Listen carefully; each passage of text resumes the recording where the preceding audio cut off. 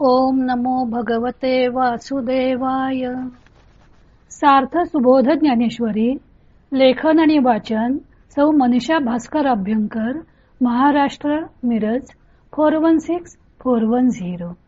अध्याय 6. ध्यानयोग. योग साधना भाग 3. योगासाठी आवश्यक स्थान भाग 2. ओवी आहेत 171 ते 181. ज्ञानदेव ध्यानासाठी ठिकाण कसं असावं त्याचे वर्णन करून सांगत आहेत. त्यांनी अशा ठिकाणाचे शब्दचित्रच रेखाटलेले आहे. जे येणे माने बरवंट आणि तैसेची अति चौखट, जेथ अधिष्ठान प्रकट डोळा दिसे. ते स्थान इतके सुंदर आणि तसेच अतिशय पवित्र असून जेथे डोळ्याला ब्रह्म स्पष्ट दिसते. आणि काही एक पहावे, जे साधकी वसते होवावे आणि जनाचे पाय रवे रुळे चिन्ह.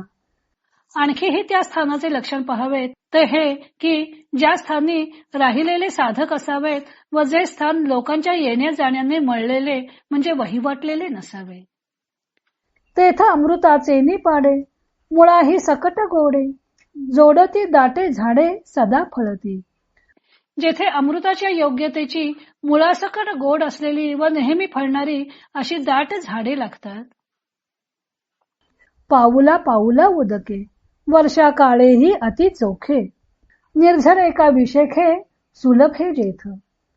ज्या ठिकाणी पावलोपावली पाणी आहे पण ते पावसाळ्यातही निर्मळ असते व जेथे तर विशेष करून पाण्याचे झरे सहज आढळतात.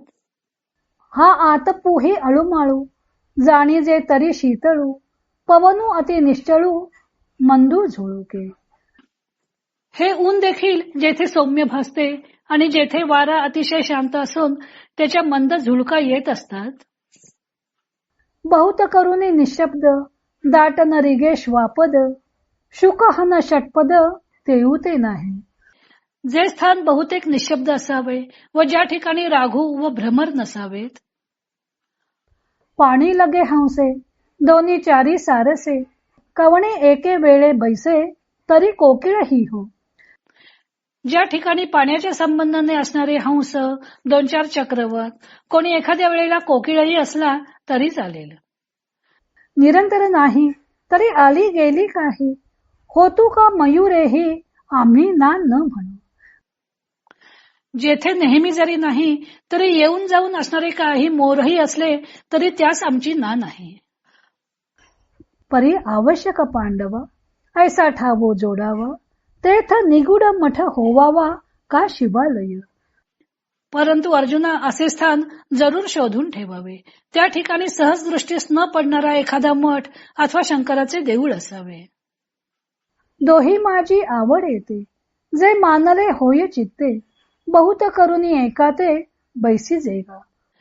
या दोहोमध्ये जे मनाला मानेल असे एक स्थान असावे, बहुत करून एकांतात बसावे.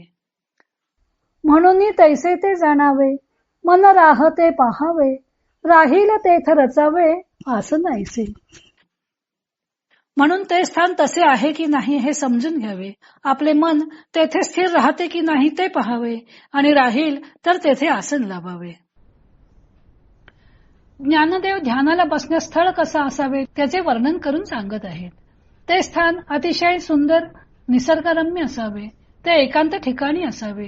तेथे लोकांची ये जा नसावी, कारण मग तेथे ध्यानाभ्यास होणार नाही, त्यात व्यत्यय येत राहील. तेथे असले तर फक्त साधक लोकच असावेत.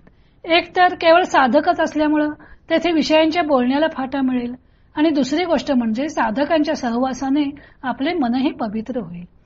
तिसरी गोष्ट म्हणजे साधकांचे प्रत्यक्ष योगाभ्यासात मार्गदर्शन होईल व अडीअडचणी, रोगराई वगैरेंच्या काळामध्ये त्यांची मदतच होऊ शकेल. 172व्या ओवीत आणखीही त्या स्थानाचे लक्षण पहावे ते हे की ज्या स्थानी साधक राहिलेले असावेत व जे स्थान लोकांच्या येण्या जाण्याने मळलेले म्हणजे वहिवाटलेले नसावे असं सांगितले आहे. यात साधक आणि जन यामधील फरक माऊलींनी हळूवारपणे दाखवून दिलेला आहे. अशा जनसंपर्कापासून दूर एकांत स्थानी साधना करावयास बसायचे खरे, पण साधकाच्या भूक तहान या ज्या वैयक्तिक गरजा आहेत त्या तर पूर्ण व्हायला हव्यात. म्हणजे मग त्यासाठी साधकाला पुन्हा जनसंपर्कात यावे लागणार नाही. त्या दृष्टीने ज्ञानदेव सांगतात की तिथे दाट फळझाडे असावीत. त्यामुळे उपजीविकेचाही प्रश्न सुटेल व तिथे पाण्याची कमतरताही नसावी. दाट झाडीमुळे मन उल्लसित राहील, उन्हाचा त्रास जाणवणार नाही, मंद वारा वाहत राहील. झुळझुळ वाहणारे झरे, त्या काठी एखादा निगूढ मठ अथवा एखादा शंकराचं देवालय असावं. असा मठ किंवा देवालय असेल तर साधकाचे ऊन व पाऊस यांच्यापासून निवारण होईल. ते स्थानही निशब्द असावं. ज्ञानदेव सांगतात की तेथे हंस, चक्रवाक, कोकिळ किंवा अधेमध्ये एखादा मोरही आला तर चालेल, कारण या पक्ष्यांच्या मुळे वातावरण अधिक रम्य होईल व साधक त्या ठिकाणी साधना करण्यास उल्लसित होईल.